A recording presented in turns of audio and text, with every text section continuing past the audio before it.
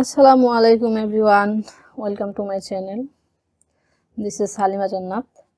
আজকে আমি honours second ইয়ারের জন্য হিস্ট্রি অফ ইংলিশ লিটারেচারের সাজেশন নিয়ে এসেছি। আমি এখানে হিস্ট্রি অফ লিটারেচারের জন্য মোট পার্ট বি অ্যান্ড সি এর জন্য সাজেশন নিয়ে এসেছি, আর পার্ট এ এর জন্য আপনারা বিগত সালের যে কোশ্চেনগুলো আছে সেগুলো ফলো করতে পারেন এবং স্টাডি গাইড থেকে পড়ে নিতে পারেন। তো আমি এখানে পার্ট বি অ্যান্ড সি এর জন্য সাজেশন নিয়ে এসেছি। পার্ট বি এর জন্য আমি মোট 20টার উপরে কোশ্চেন চুজ করেছি, আর পার্ট সি এর জন্য 13টা। তো আমি এটা হিস্ট্রি একটা হচ্ছে ইংলিশ ডিপার্টমেন্টের হিস্ট্রি অফ ইংলিশ লিটারেচার, এই সাবজেক্টটা একটু কঠিন subject.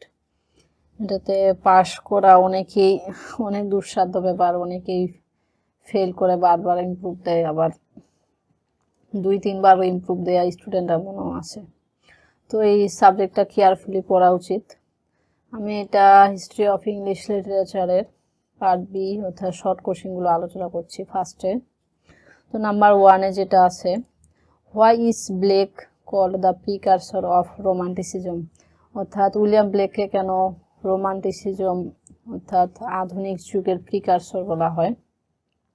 Number 2, write a short note on Beowulf, তো বিয়ালফের সম্পর্কে একটা শর্ট নোট লিখো। Number 3, write a short note on the Black Death সম্পর্কে short note. Number 4, right a short note on Reformation, অথবা why did Reformation happen in ইংল্যান্ডে Reformation কখন ঘটেছিল এবং কেনই ঘটেছিল এই সম্পর্কে একটা note, short question. Number 5, write a short note on Anglicanism or Protestantism.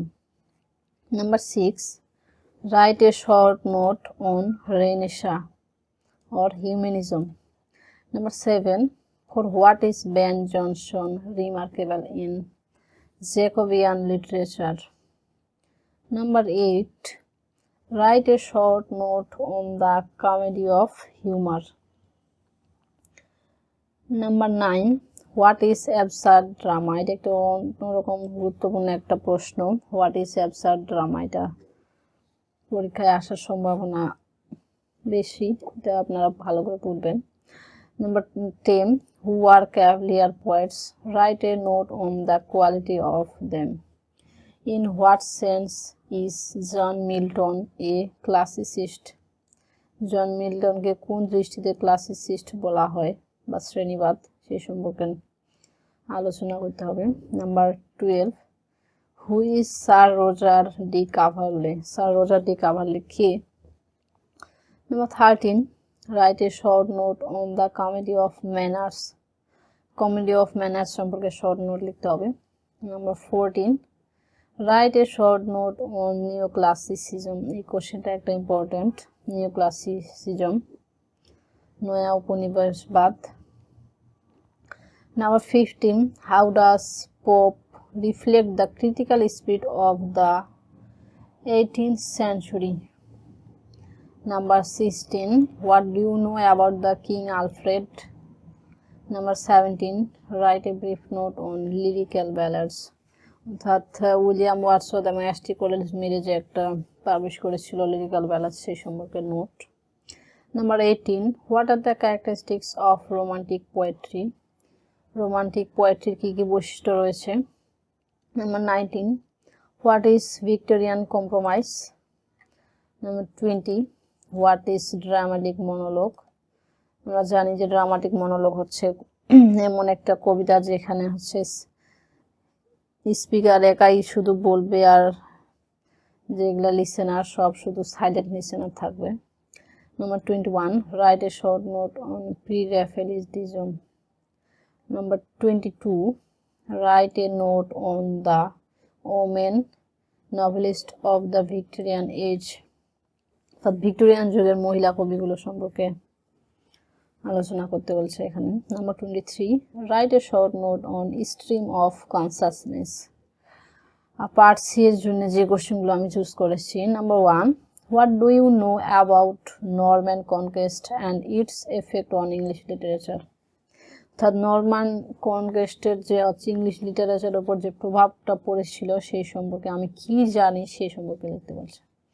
Number 2, discuss the 3 stages of Chaucer's poetic development, or write a note on Chaucer's contribution to English literature in 3 phases.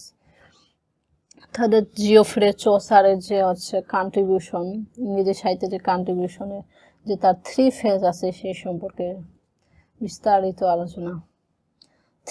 Number 3, why is the Elizabethan age is called the golden age of English literature?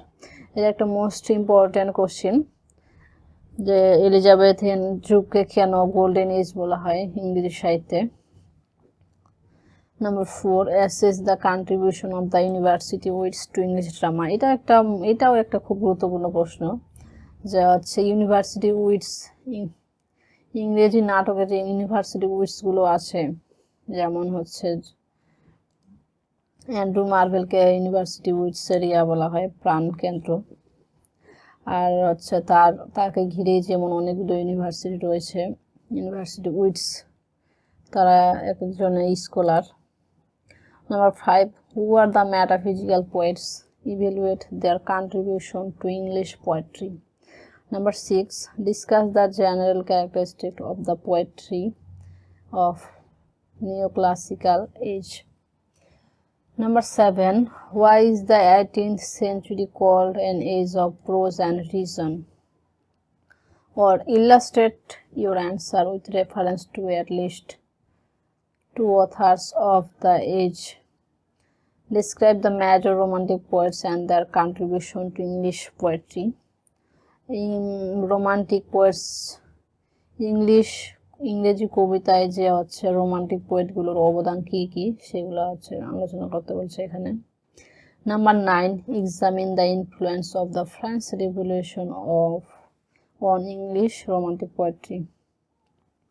অর্থাৎ ফরাসি বিপ্লবের সময় ইংরেজি সাহিত্যের যে romantic কবিগুলো ছিল তাদের কি অবদান ছিল ফরাসি বিপ্লবের সময়, সেই অবদানগুলো এখানে তুলে ধরতে হবে। Number 10, consider Tennyson as a representative poet of the Victorian age. Number 11, discuss the conflict between science and religion of the Victorian age.